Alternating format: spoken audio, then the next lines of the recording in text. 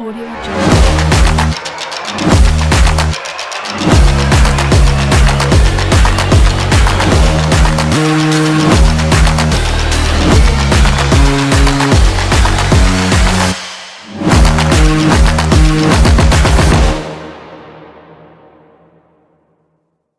What's up, everybody? It's your boy, Sammy Socialite, once again bringing you another episode of Eating Sports Chat.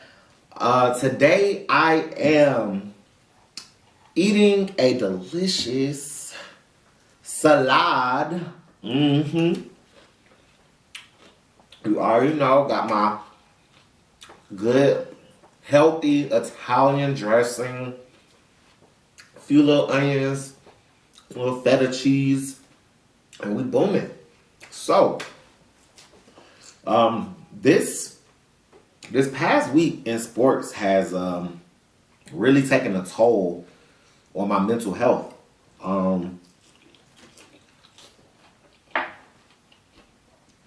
I was awakened to the news of my favorite wide receiver, as you can see, Calvin Ridley. Shout out to you.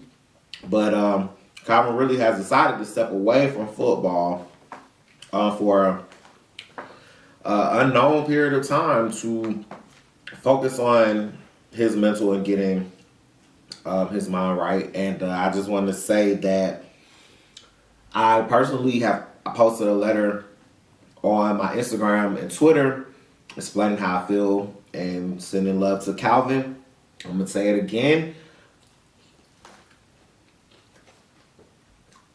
Whatever you're going through, Calvin Ridley, just know that I stand behind you. Whatever you need to do, do it and get better. The Falcons will be waiting for you when you get back. Another crazy thing that happened this week, Henry Ruggs, wide receiver for the Las Vegas Raiders, got into a drunk car accident, and actually the lady that he hit has passed away, and they're now charging him in Vegas with DUI manslaughter. That is a felony in Las Vegas, so we'll have to see what happens to Henry Ruggs. Sending prayers to the victims' families. And also to Henry Ruggs, because, again, this is something, that one mistake could have ruined his whole life and career. He also, killed someone. So we just want to send our prayer out to him as well. More and happier news. The Braves are up 3-2 in the World Series currently. They are beating the Astros, and we're going to see Game 6 is coming on as I'm filming this. So when I drop this, Game 6 will have been completed. We'll keep you updated on that.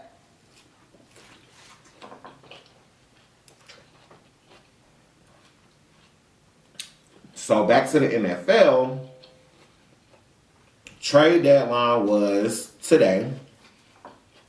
There were a few interesting trades that happened over the last week. Mark Ingram was traded from the Texans back to the New Orleans Saints. And he seems happy to be back with Kamara. They were on this thug shit a few years ago when they played together, so I guess the Thug Boys are back together. Down in Bountyville. Von Miller received a trade from the Broncos to go play with the Rams. That defense is getting crazier and crazier. You already had Aaron Donald and Jalen Ramsey. Now you have Von Miller, and if I'm not mistaken, I think they also have Leonard Floyd. So that's something to watch. They're definitely going all in.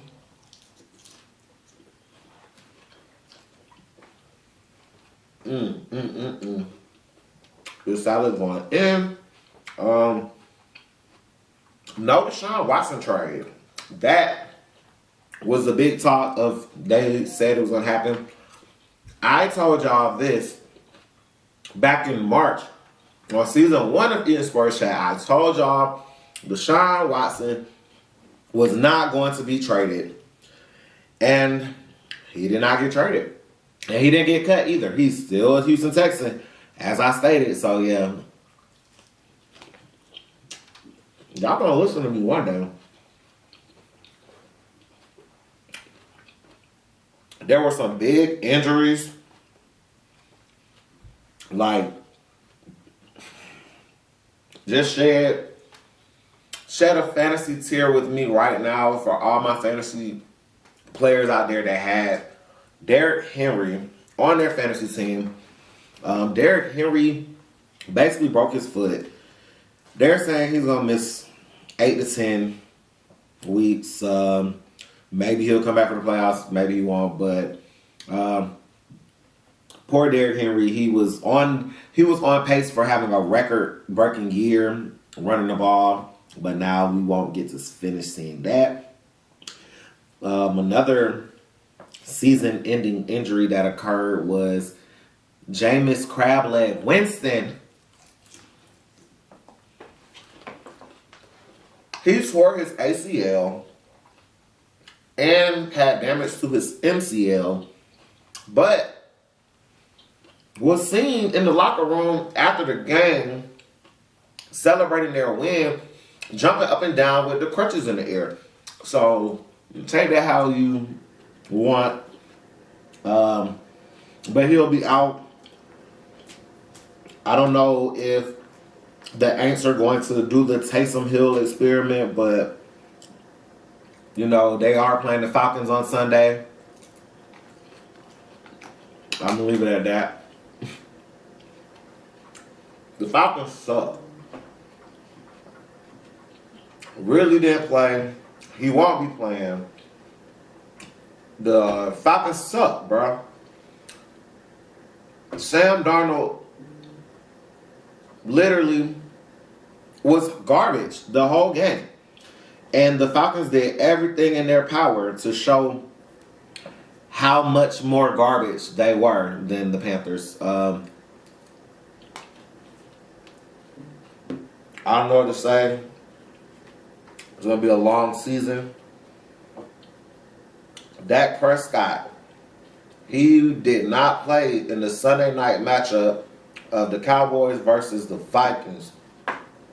He's still injured. They were coming off bye. They thought he was going to play. He couldn't play. Dak, get well soon, because your backup, Mr. Rush, won the game for Dallas in the final seconds of the game with a long touchdown pass to Amari Cooper. So, Dak, I'm really joking. We know your job's safe, but you might want to hurry up and come back just in case. You know how Jerry Jones do down there. College football, they released the first playoff rankings today. Of course, to no one's surprise, but of course to my chagrin, UGA is number 1. Boo. Bama is number 2. 1 loss Bama. Michigan State is number 3. Oregon number 4. Ohio State 5. And Cincinnati 6. I really don't have anything to say about that. I mean, people seem to be upset that Bama being a 1-loss team is ahead of some undefeated teams, but come on, guys, it's Bama.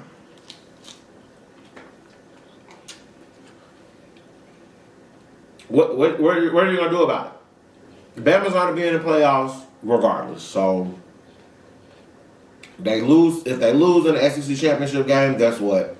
They're still going to be in the playoffs. Y'all just going to have to get over it. Georgia Tech, they played at home, played Virginia Tech. Oh, man. I don't know what to do with them either, but they lose again.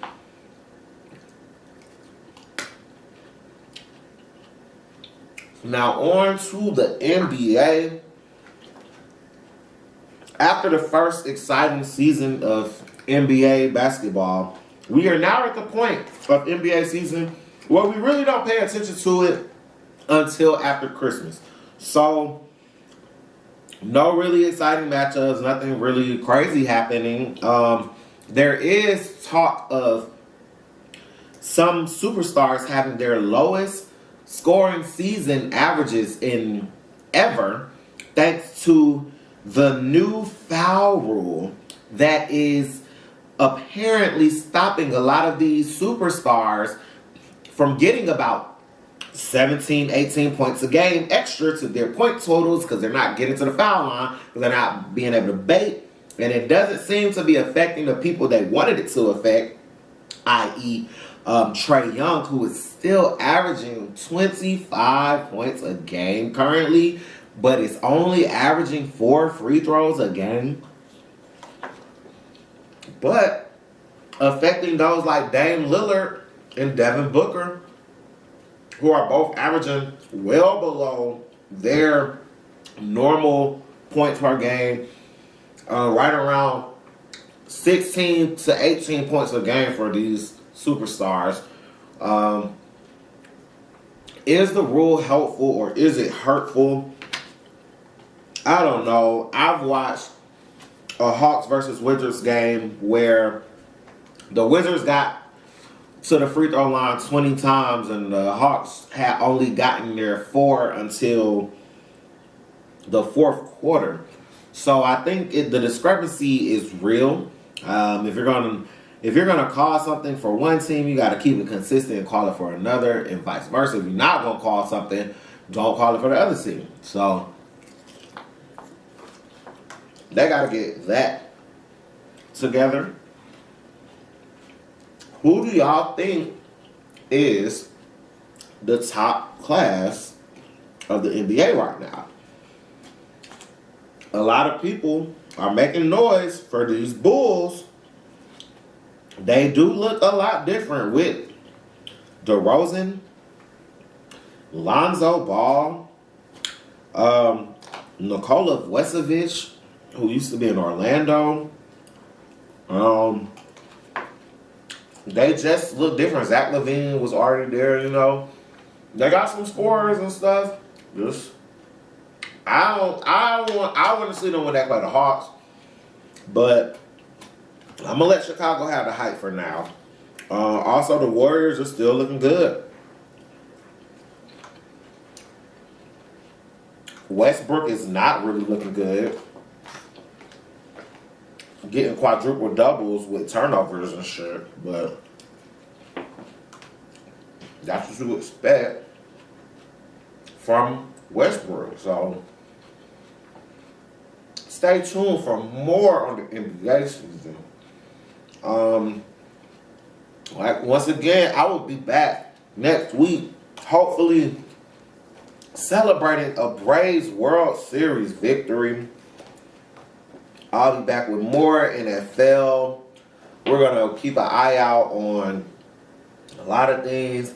Just like, share, subscribe, hit me up to sponsor. Make sure you tell your friends about it, because it's all love around here. This is Sammy Socialite once again. Thank y'all for watching Eden Sports Chat. Mm-hmm.